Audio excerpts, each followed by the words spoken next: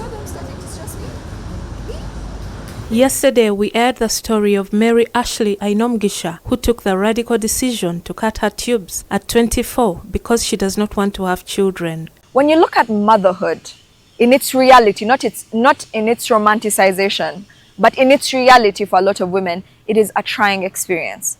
Women are not being supported through motherhood.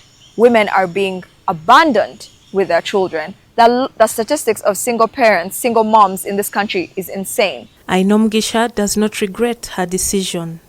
Especially on Twitter, so many people said, don't worry, she'll regret it. Don't worry, we'll see in a few years that will be done. And to them I ask, that is also a possibility. I'm not going to say that that might not be. But do you know how many women regret having children? Because we have conversations about how permanent this procedure is.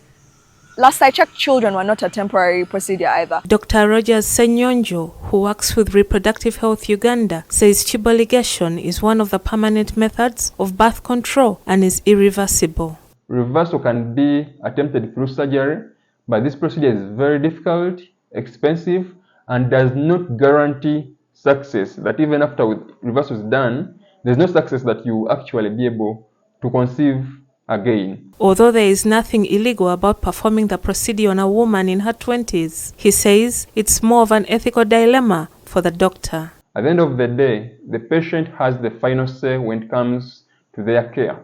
So as long as you have provided the right information, you've provided the risks and the benefits that are associated with the method that is being offered, and the person still wants to go in for the method, well, you do not have any rights for you as a health worker to dictate on behalf of this patient. So you have to respect their opinion, you have to respect their decision, their autonomy, and you do as they wish. However, I would not recommend a 24-year-old to actually have a procedure done on them. However, there are mixed reactions about the procedure. I always follow the Bible. We all have to have children. You might regret in years to come because of the decision you've made this time. A person who is below the age of 26 can still be, the decision making can still be in a childish manner. At that age, you may be, maybe due to peer influence or peer pressure, then you say, I don't want to have a child. You are just done with your graduation, you have to produce a child. Why would you try tubal ligation when you haven't produced anything in the world? Dr. Senyonjo adds that a certain group of women usually regret their decision after having a tubal ligation. These include people who do the procedure when they are very young, people who do the procedure when they have few or no children at all, people who do the procedure when they are not married. IVF is the only method that is available for a woman who has done a tubal ligation, and most people cannot actually afford IVF because it's quite expensive. So you shouldn't count on it as your backup plan when you come in to do this method or to get this method offered to you.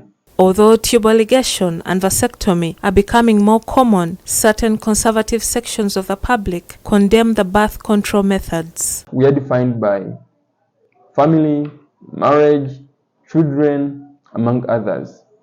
And the society will judge you based on some of these values that are already predetermined. However, I do not think we should be judging people based off their decisions, personal choices, because at the end of the day, whichever results, whichever effects come out of this, affects them as an individual. Gillian Nantume, NTV Tonight.